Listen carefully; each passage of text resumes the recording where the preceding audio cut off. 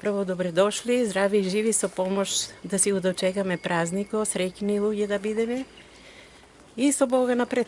Па имаме околу 10 бравчета, донираа свето курчок имаме утре.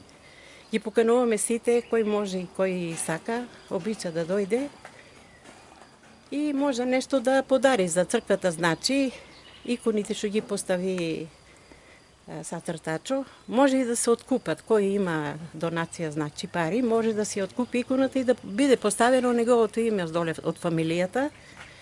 И после едно ќе се цртат икони, кој сака, това е во процедура, сите добри луѓе, кој сака може да оди. И тоа е. Значи се што се донира, колку мога труда се е за тука. Трудиме се и внуците ми помагат и дедото се околу мене. И денеска дојдоме во очи празникот е нешто да поставиме венчета, тие работи треба да позачистиме нешто, да ги оправиме котлите таму за ручек и од утре од раното да се почне да се готви. 3 води свети имаме.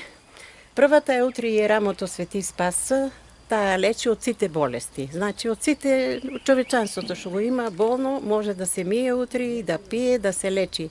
Дома не се носи, само тука кој се мие ќе биде околу изворот. А втората ни е за женитба, за рожба и побратпинство кој има. Третата ни е Мала Богородица, таму кој не може да оди, кој не може да дома и кој му направда судат. Значи имаме успешно до сега, покажаа се добри работи, утре жената пак ќе ни дојде од Скопје, дека вика јас сам со Господа, значи кај мене е успеало, дека направда бех осудена, и сега сам ослободена. И плюс даде јагненце жената пак. Вика, дода со ручек, прво на тебе ти кажувам, па после на мајка ми. Сега место тоа и попристапно има табли уредено показа. Да, има табли, само на средната вода што е втората, не може сами да се мијат, мора ја да сам присутна тука. И затоа е заклучена да не се брцкат нешто без потреба, тие работи, водата не присушила, ние имаше такви моменти. Ја им кажувах да не се брцкат сами, не можете да идете.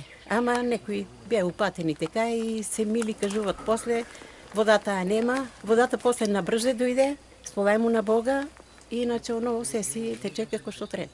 Народот слуша колку толку, задоволна сам и ја од народот и они каде ода тука кажува дека, значи ова место е стварно свето, вика, имаме чувство, некој ми вика, мене ме кара на плачење, некој вика, јас се радувам, јас кога дојда тука, вика, пун сам енергија. Значи, јас сам тука задоволна и јас сум пуна енергија и колку може да се трудам, значи сите да бидат задоволни, со Господ напред, со Мајка Богородица, со верба се ќе се постигне. Без верба нема ништо. И тоа е. И оти јас им викам, само Божиот пат го држете, деца, одете вие и по доктор, одете и по болница, ама ако Господ не помага, ни там нема да ти помогне.